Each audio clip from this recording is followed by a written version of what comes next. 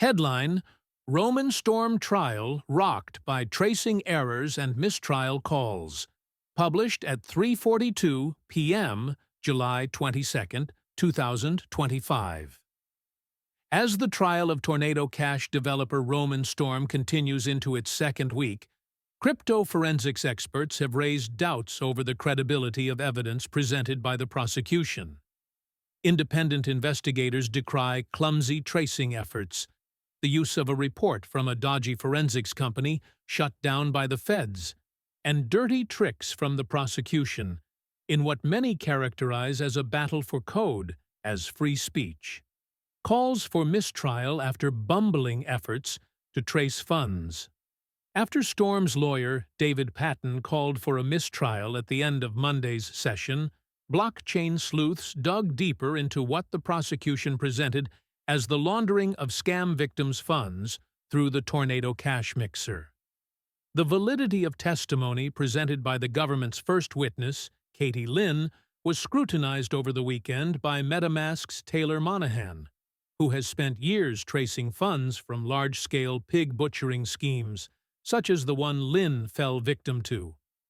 Monahan's analysis was endorsed by fellow investigator Zach XBT.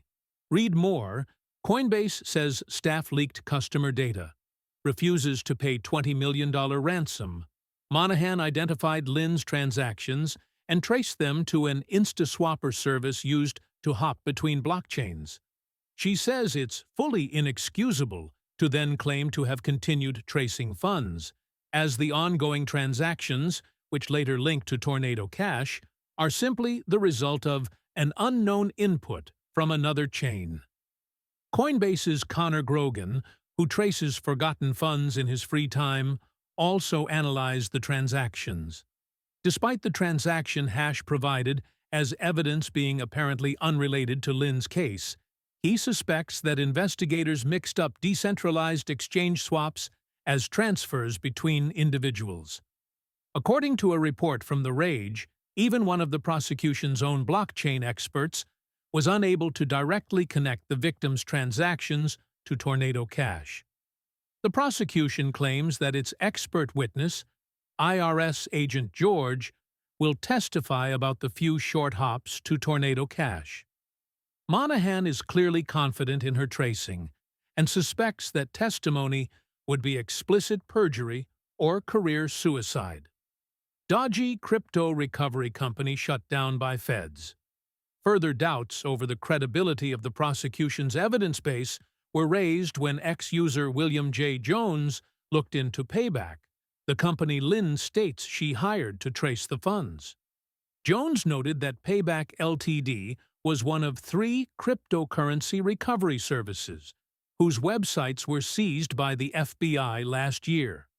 The press release explains that these companies often advertise strong success in recovering victim funds, but have no track record in doing so.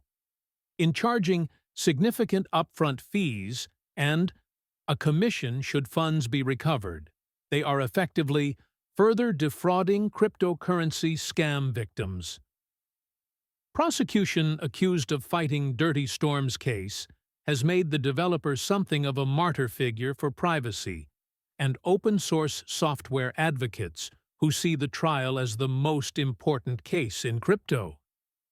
To many, it feels like an unnecessary show of force, especially after the Fifth Circuit Court of Appeals deemed that the Office of Foreign Assets Controls, OFAC, sanctions against Tornado Cash overstepped and ordered their reversal in January.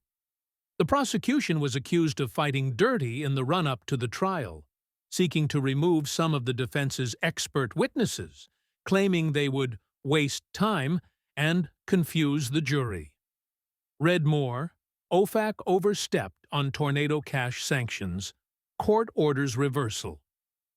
During the first week, CoinDesk reporter Danny Nelson accused the government of weaponizing Telegram messages from a CoinDesk Tornado Cash group chat, which were misconstrued as evidence of Tornado Cash developers discussing how to launder stolen funds. In yesterday's session, FBI agent DeCapua dismissed the use of VPNs as something a regular person wouldn't use. Developer and Security Alliance member Pascal Caversaccio warns against this kind of characterization. Treating privacy like a red flag is how we normalize surveillance.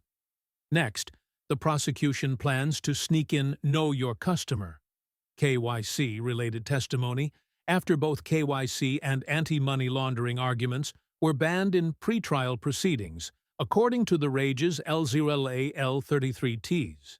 Despite the ongoing use of the mixer to launder stolen funds, even during the trial, Storm has continued to distance himself from such activity, including by returning a $24,000 donation from the eccentric Cork Protocol hacker back to the affected team. This recording is AI-generated. Get more crypto news at protos.com.